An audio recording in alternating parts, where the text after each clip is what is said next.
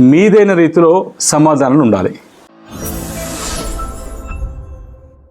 ఎంత చదవమనేది కాదు, ఎంత రాసాము, ఎలా రాసాము అనేది ఇంపార్టెంట్.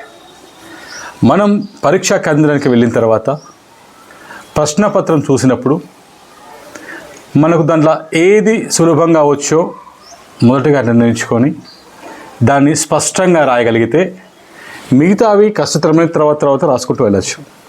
మీ ఎగ్జామినర్ ఎప్పుడైతే మీ మొదటి ఆన్సర్ని చూస్తాడో దానిపై ఇంప్రెస్ అయితే కనుక మిగతా వాటి మీద కూడా అదే ఇంప్రెషన్ కొనసాగుతుంది. కాబట్టి రాసేటప్పుడు స్పష్టంగా మీకు మంచిగా వచ్చిన జవాబు రాయండి.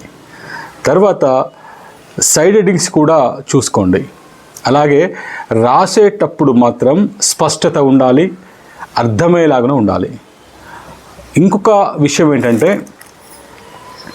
ఎగ్జామినర్ ఎప్పుడు కూడా మీరు రాసే శైలిని కూడా గమనిస్తూ ఉంటారు. మిగతా వాళ్ళకన్నా భిన్నమైన శైలిలో మీరు రాయగలిగితే చాలా బాగుంటుంది. అదేవిధంగా హ్యాండ్ రైటింగ్ కూడా చక్కగా ఉండేటట్టు చూసుకోండి. హ్యాండ్ రైటింగ్ చక్కగా ఉండితే ఇంకా ఇంప్రెషన్ మెరుగ్గా ఉంటుంది.